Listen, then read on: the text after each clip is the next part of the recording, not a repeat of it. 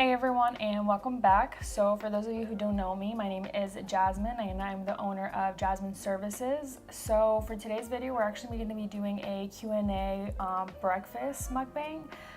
So I actually did a episode like this before with two of my best friends, and I will leave the video here somewhere so you guys can go check it out. But if you guys are interested in learning about, some business Q&A, some business questions before starting a business, then keep on watching, and let's get into the video. So like I said, today we're going to be doing a business mukbang style, and I have my iPad right in front of me, so if you guys see me looking in front, it's because I'm looking at some of the notes that I took. But last time, if you guys go check out our episode 1, we did a lunch mukbang, so we got canes, and this time I kind of just made a little bit breakfast, and we're going to answer some questions that are important that I think you guys would be beneficial for you guys to know. I'm gonna go ahead and let our guest introduce himself, a very special guest, which is my boyfriend. He helps me with everything, so this video is kind of set up because of him, but I'm gonna go ahead and let him introduce himself. Absolutely. Thank you guys for tuning in. My name is Cone from Cone's Graphics. We specialize in video production.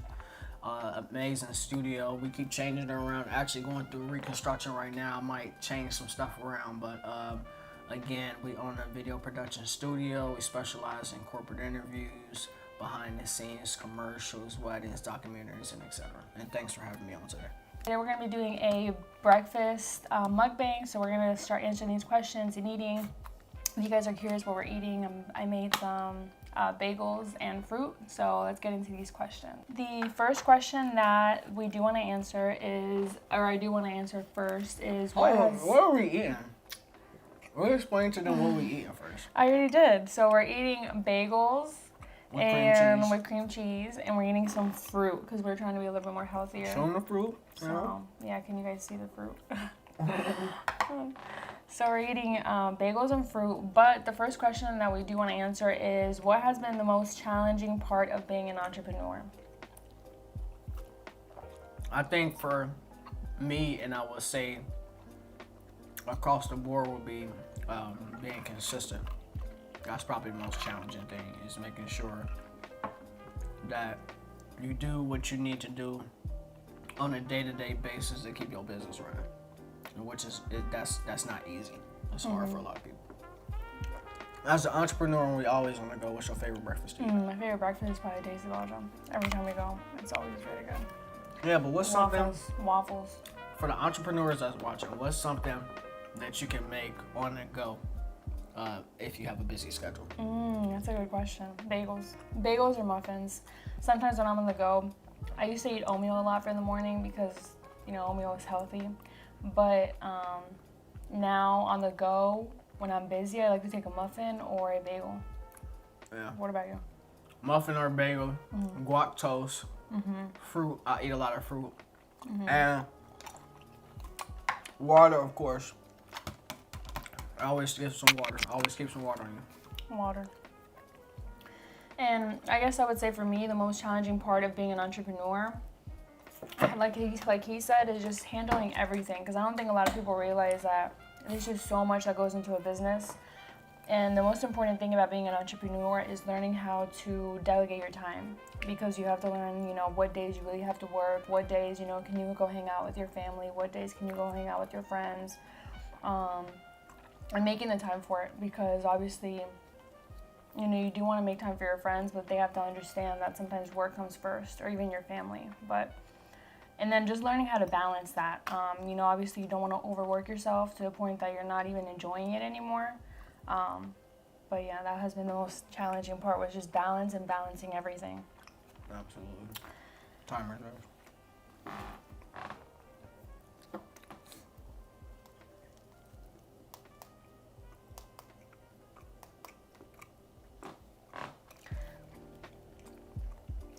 Okay, so the second question was, should you start a YouTube channel for a business?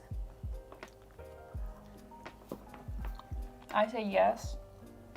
It's so important. But why? Why is it important? Because it brings you so much exposure. Right. And I didn't realize it until I actually started a YouTube channel originally for my organization. And he was actually the one that convinced me Oh wait, you already had your YouTube channel up, yeah. And he was the one that convinced me to start it for the organization. And it was actually during the pandemic too. So we couldn't volunteer, we couldn't do anything.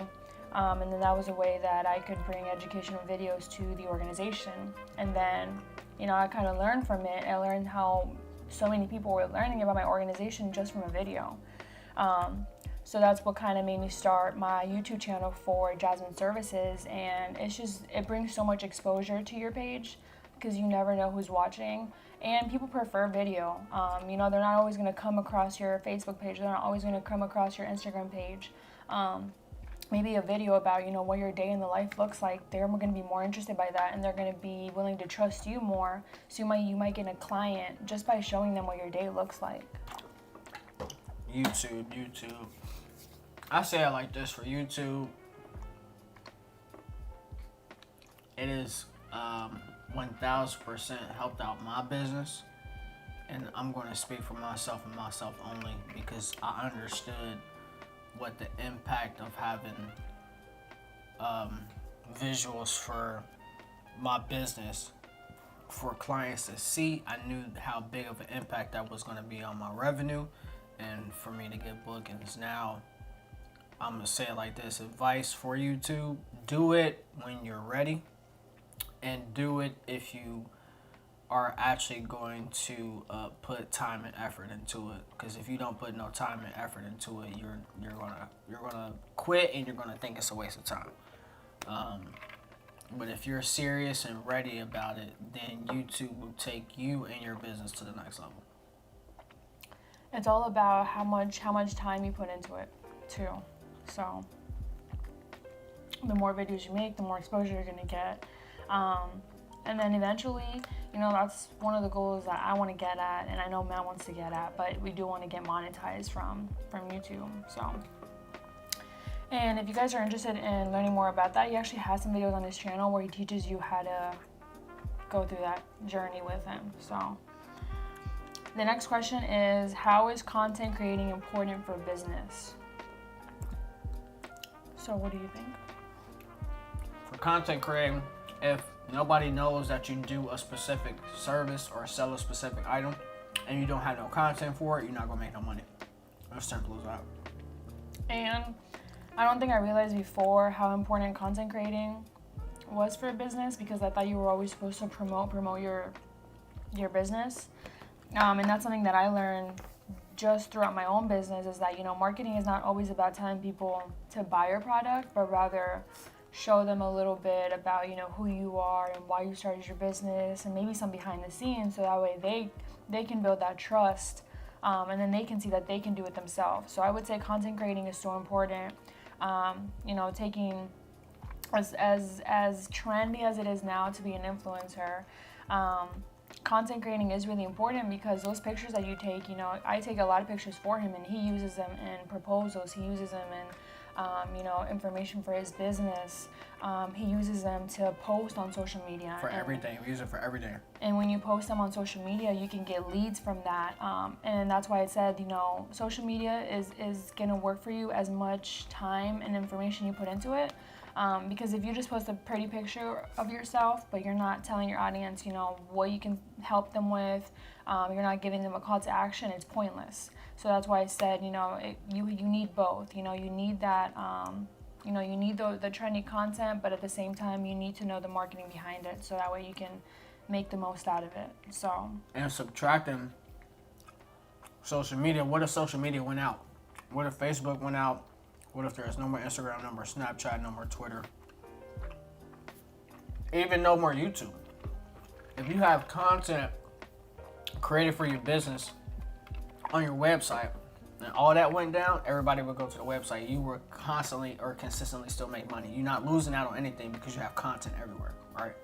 That's how important it is. If you want to know what a business has or what to expect from a business, you look for their content.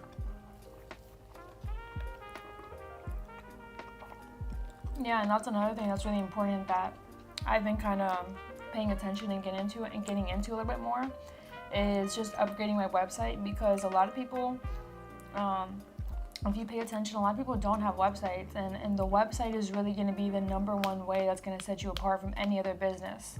I've probably gotten 3 times the amount of business just because clients tell me that when they go to other people, they're not professional, they don't have a business, they don't have a system. And that's why I said, placing these systems in order and having a website is really going to make you stand out. And like he said, most of my job is on social media, but I've been really having to think about, if I wasn't able to post on IG, if I wasn't able to post on Twitter, if I wasn't able to post on Facebook, I need to have another way for my audience to still see that content, which is going to be on your website. Remember, man, Instagram and Facebook shut down? What would you do if all that shit just shut down? What are you going to do, right? You got to have your content somewhere. You got to have content for people to be able to see so you can still make money. Because at the end of the day, we in this to make money, right? We are absolutely in this to make money. If you're not in this to make money, then you at the wrong channel. You are watching the wrong video. And to build off of that, I was going to say, the next question is, do you think entrepreneurship is for everyone? I think it's not. And then just to go back to that, you need to have multiple streams of income in order to create generational wealth, just to be comfortable, just to make a good, I would say, living from multiple streams of income. Because like he said, what if Instagram went down? Everybody was joking about IG influencers not getting paid, but if real. that was your only income, that's a real thing. So you need multiple streams of income. And that's why I said I don't think entrepreneurship is for everyone, because a lot of people don't realize, a lot of the work that goes behind it. Like I said, it's not just posting pretty pictures and, trying to get paid off those pictures. It's really putting the work behind it to make sure that you're delivering something.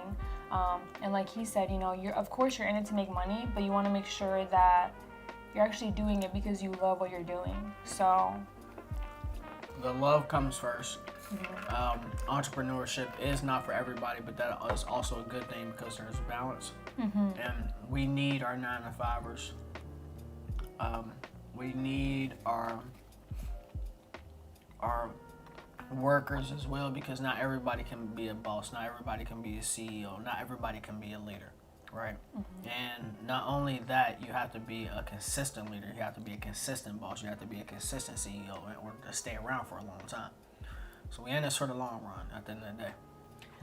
And I think one of the things that people don't really talk about in the aspect of entrepreneurship is, to be an entrepreneur, you really have to have your stuff together first. Your mental health, how you run your life, how organized you are.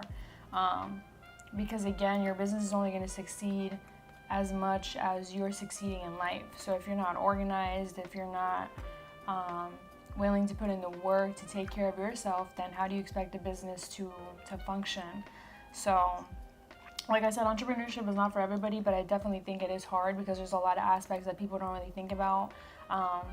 Like I said, it kind of forces you to grow even more because you have to think about your mental health. You have to think about, how to take care of yourself. You have to think about how to create balance between work and life. But it definitely teaches you a lot. The next question was, what advice would you give to someone starting out? To piggyback off of what you said earlier about love, if you want to be in entrepreneurship, the more love you have for that area of expertise that you want to follow, the further you'll go, because the love is what inspires you. The love is what keeps you going consistently. The money will come later, right? I do what I love to do on a daily basis, and I randomly just get paid for it. It's the craziest thing ever. So back to the question with advice is, make sure you find something that you love to do, and that will catapult you to whatever level you want to be. Make sure that you have a good business plan first, because I think a lot of people try to rush into business just to try to make quick money, and that's the easiest way to burn out, because you start a business for 1 month, 2 months, and then you forget about it, and then you go back to the 9-to-5 because you're so comfortable with it. So some advice I would give is just take it slow, but make a business plan, like he said, based off of something that you really, really love to do. So, you know, make a list of, you know, maybe 3 to 5 things that you really love, and see if that would be a way for you to get paid or to make a business out of it. And if it's not, like I said, maybe it's not for you, but if it is, then take it slow and just make a business plan, and take as long as you need. Because like I said, I only started a year ago, but I'm still revamping the tools that I need for my business constantly. So that's why I said you're not gonna have it all together when you start, but just start somewhere. Yeah, thank you so much for coming on. Thank you so much for our guest. If you could just let people know, you know, where you can, where they can follow you, where they can find you. Cones Graphics on Instagram, Facebook, Twitter, YouTube, LinkedIn.